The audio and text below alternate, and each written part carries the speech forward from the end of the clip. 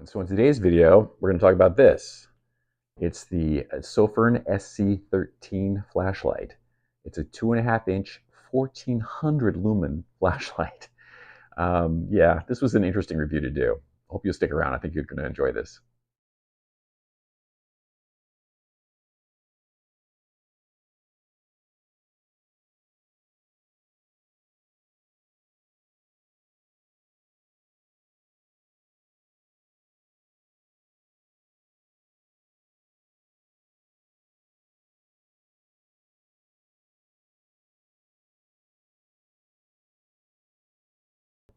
All right, so here's the Sofirn SC13.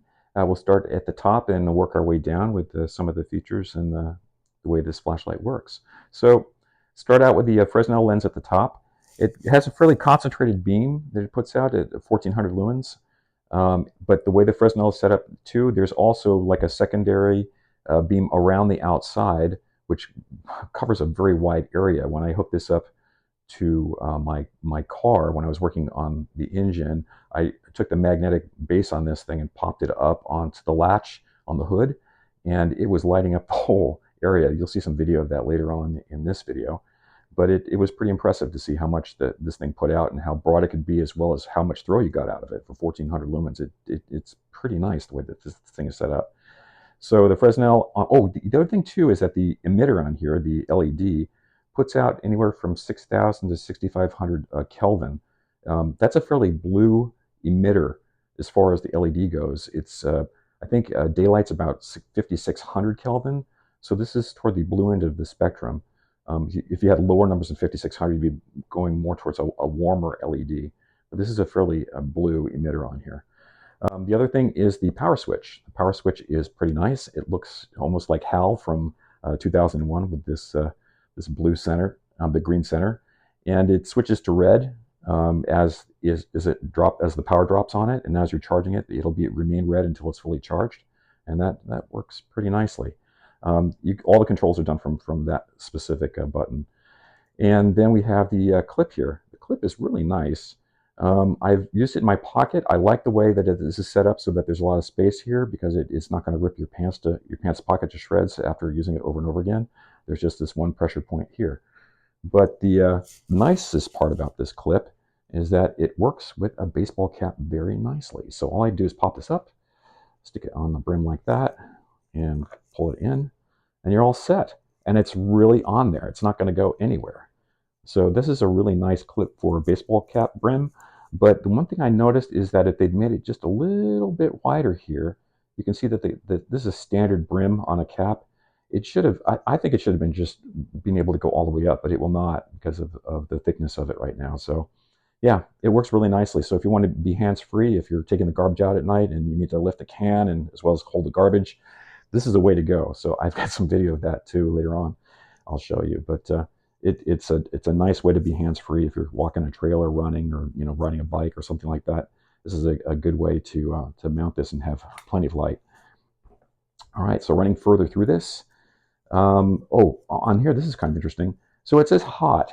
So I compared this to a Rovivon A5, which is a pretty hot, tiny, the front of that flashlight is about half the diameter of this one, and it puts out about 600 lumens. This one puts out 1400, but since it's so small and concentrated and coming out such a small thing, that flashlight gets up to 125 degrees on the head. This one, impressive. That one is plastic and has brass on the top, and this one is strictly 100% aluminum all the way down. So this one dissipates the heat a lot better. So this one stays at about 88 degrees Fahrenheit, even when you have it on turbo for over a minute. I measured the temperature a number of times, and it just stays right at 88, which is really impressive for something like this with that kind of power. So that was pretty interesting. Okay, let's drift down here a little bit further. I'll pop off the back here. It's really a nice, tight, machined base as far as accessing the battery. And I believe it's a 18350, yes it is, lithium ion battery at 1100 mAh. So this is about, again, comparing it to the Rovivon A5, it's about twice the power, battery power of the A5. So this is going to give you a little bit longer longevity if when you're at the lower end of the emitter on this thing. So if you're in like low and medium, this will probably hold up longer than the A5 will. But it's a nice little battery. It's nice that it came along with it as well. Sometimes you get these and they don't have the battery with them. So there's an O-ring in here. It's a pretty nice, robust little O-ring, and they greased up the inside as well. You can see a little bit of that on the threads inside. But it's really nicely machined, really well made. Nice little flashlight. The other thing I like about it too is the ergonomics of this thing. See, my thumb fits perfectly right there. So you can get your thumb on that side and you get your forefinger on this side like that. And it's just, on a smaller flashlight like that, having a comfortable perch for your hand on the flashlight is a big deal. So this is a really comfortable way to hold this light. I really like that design, that they spent some time thinking about that and coming up with that.